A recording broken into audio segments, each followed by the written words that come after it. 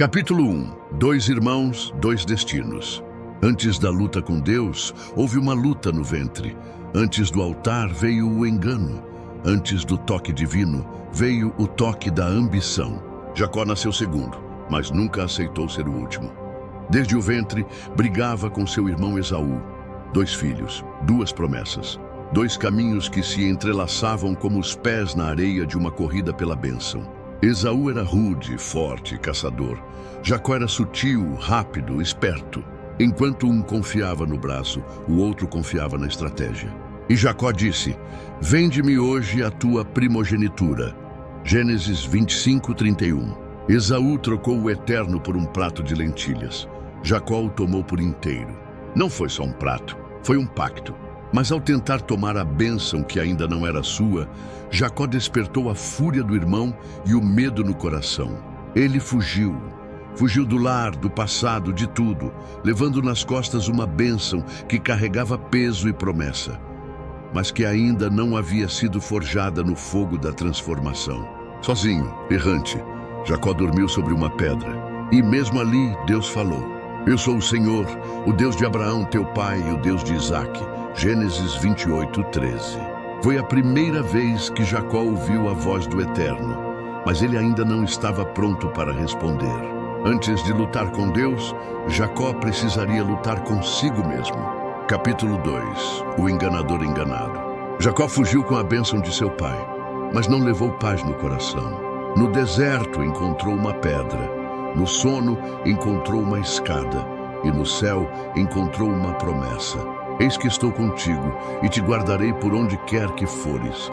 Gênesis 28:15. Com a bênção nas costas e a promessa no peito, ele seguiu até a terra de seus parentes, a casa de Labão. E ali, Jacó viu Raquel, linda como o poente, suave como o vento no campo, e amou. À primeira vista, com todo o coração. 7 anos por ela, pareceram poucos dias. O amor faz o tempo evaporar, mas o tempo revelou outro truque. Na noite do casamento não veio Raquel, veio Lia. Nos olhos dela, ternura. No coração de Jacó, confusão. "Por que me enganaste?" perguntou ele. E Labão respondeu: "Aqui não se dá a menor antes da maior." O mestre do engano, enganado, o que usou a mentira para subir, agora prova o gosto da inversão. Mais 7 anos, mais suor, mais espera. Jacó aprendeu que o amor não se toma à força, que a bênção não substitui o caráter, e que toda colheita começa com o que se planta. O Deus de seus pais estava trabalhando, silencioso, mas presente. Jacó ainda não era Israel, mas a forja do céu já tinha acendido o fogo. Capítulo 3. Labão, as filhas e os deuses roubados. Jacó prosperava, mesmo sendo explorado, mesmo sendo traído. O homem que um dia fugiu com a bênção, agora via o fruto do trabalho abençoado florescer. Suas ovelhas se multiplicavam, seus servos cresciam, seu nome ecoava. Mas com a bênção vinha a inveja. Labão olhava com olhos escuros, como se cada passo de Jacó fosse um roubo. "Já não sou visto com bons olhos pela casa de Labão", pensou Jacó. "É hora de partir." Disse a Raquel e Lia: "Vosso pai me enganou 10 vezes, mas Deus não permitiu que me fizesse mal." E elas unidas responderam: "Vamos contigo. O que é nosso, nosso pai já tomou. O que é teu, Deus te deu." Então partiram, no silêncio da madrugada, com filhos, servos, rebanhos e um segredo. Raquel levou consigo os ídolos da casa de Labão, pequenas estatuetas, símbolos antigos de proteção, de um Deus que não salvou nem seu esconderijo. Labão os perseguiu.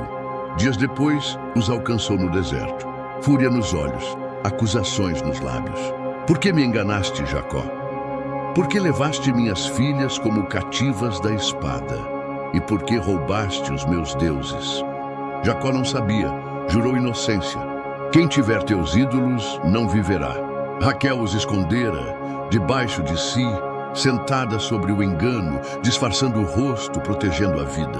Labão partiu sem encontrar o que buscava, e Jacó ergueu um altar. "Deus viu a minha aflição e o trabalho das minhas mãos." Gênesis 31:42. Era o fim de uma era. Jacó não era mais servo de Labão. Agora era servo apenas do Deus de Abraão. Mas a maior luta ainda estava por vir. Capítulo 4. O encontro com os anjos. Jacó partiu. Levava nas costas filhos, esposas, rebanhos e lembranças. Não era mais o jovem fugindo, era o homem voltando. E ao pisar o território de sua infância, o invisível se fez visível. Jacó seguiu o seu caminho e os anjos de Deus lhe saíram ao encontro. Gênesis 32:1. Não um, não dois, mas um exército celestial, silenciosos como o vento, fortes como o fogo oculto. Jacó olhou e reconheceu o lugar como santo. Este é o acampamento de Deus. E chamou aquele lugar de Maanaim. 2 exércitos. O céu marchava ao seu lado. Mas mesmo cercado por anjos, Jacó temia, porque o passado não perdoado pesa mais que qualquer presente abençoado. Ele sabia, Esaú estava por perto. O irmão enganado, o irmão traído, o irmão forte. Jacó mandou mensageiros. Presenteou o chão que o separava do reencontro com animais, palavras, humildade.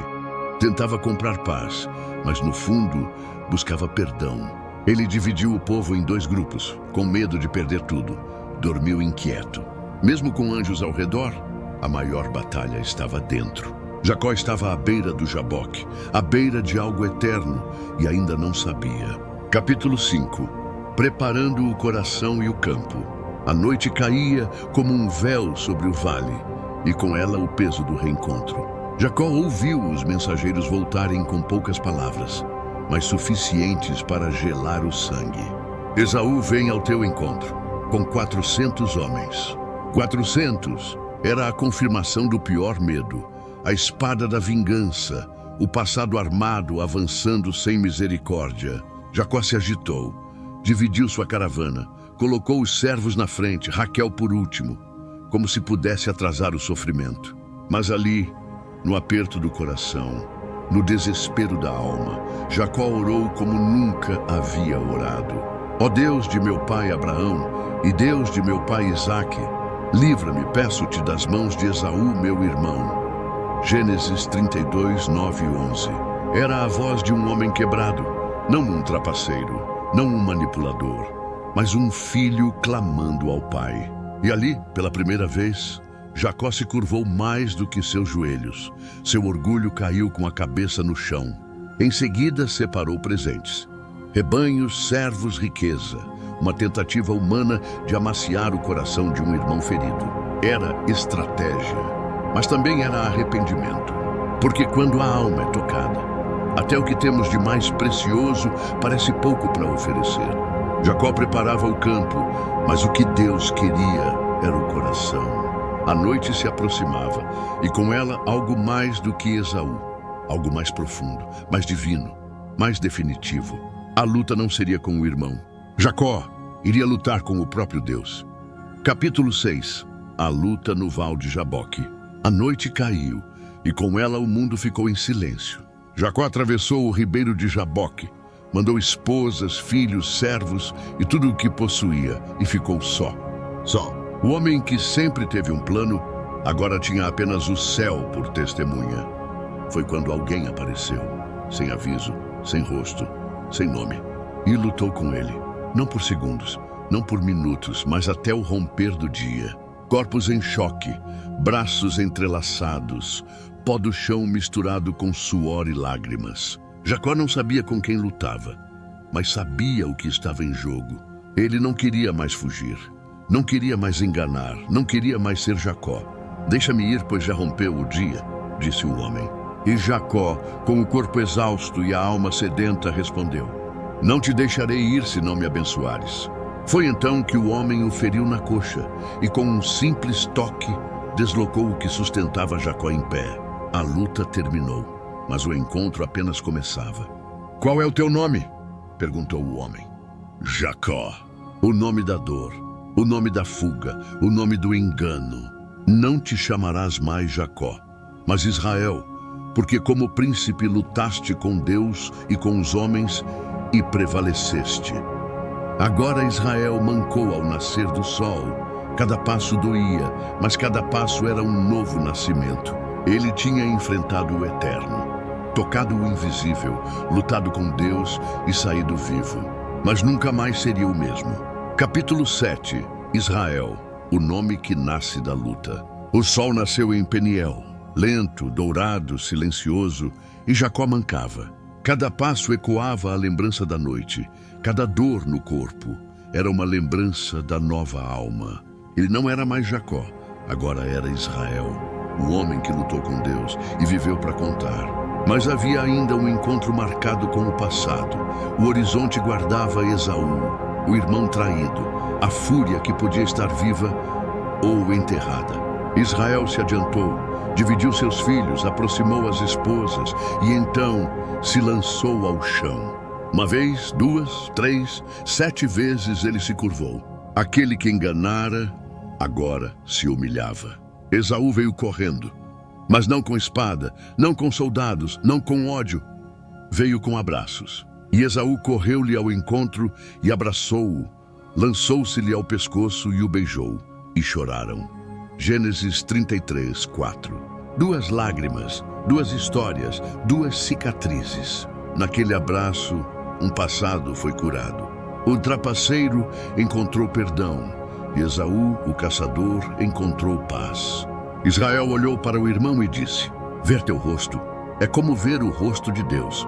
Gênesis 33, 10. Porque só quem passa pela noite da luta reconhece a luz no rosto do outro. Enfim, e o homem novo seguia mancando, mas com o coração inteiro. Capítulo 8. A dor de Israel, perdas, promessas e altar. O céu parecia pesado, como o coração de Israel. Após a reconciliação com Esaú, a jornada continuava, mas a estrada era solitária e as sombras da dor ainda pairavam. Em Belém, a esposa amada, Raquel, dava à luz o último filho, Benjamim, mas a alegria da vida trouxe consigo a dor da morte. Fraca e exausta, deu o último suspiro e Israel ficou só, com o choro do filho e o vazio no peito. Rachel morreu e foi sepultada no caminho de Efrata, que é Belém. Gênesis 35, 19. No solo pesado de luto, Israel levantou um altar, mas também ergueu uma cicatriz que nunca seria apagada. A mulher de sua vida se foi e ele ficou com a dor. O nome de Benjamim foi dado, mas o nome de sua mãe jamais se apagaria. O homem que lutou com Deus agora se via lutando contra a dor, a perda e a solidão. Mas mesmo na dor, a promessa de Deus não falha. Deus falou a Israel novamente: sobe a Betel e faz ali um altar, ao Deus que te apareceu quando fugias da face de Esaú, teu irmão. Gênesis 35, 1. Betel, a casa de Deus, o lugar onde tudo começou. Capítulo 9. O destino das 12 tribos. Era o momento de reconstruir, de reerguer o altar da fé. Mesmo em meio às sombras da morte, Israel sabia que a vida seguia. O velho Israel já não caminhava com a mesma força. O tempo de luta havia dado seu preço, mas não tirara sua visão. Ele chamava seus filhos, 12 filhos, 12 destinos, 12 promessas a serem cumpridas. E vos declararei o que vos há de acontecer nos últimos dias. Gênesis 49, 1. Cada um deles, um espelho de sua alma. Cada um deles, uma página de sua história.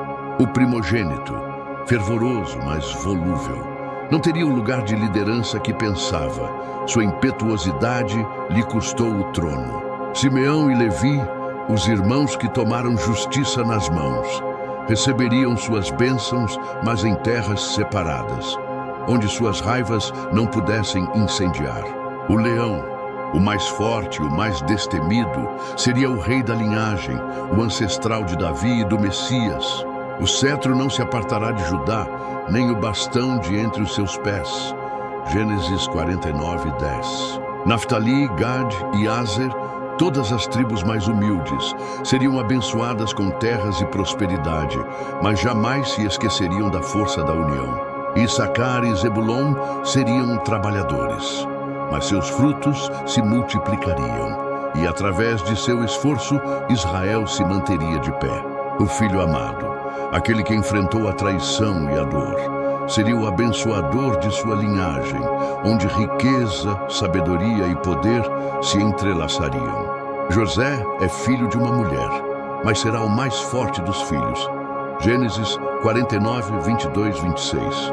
O último, um guerreiro destemido, seria a tribo que traria a coragem, a honra e o orgulho da família. Israel viu cada um de seus filhos, sabia o peso que cada um carregaria e, com lágrimas nos olhos, abriu mão de seu futuro para confiar nas mãos do Eterno.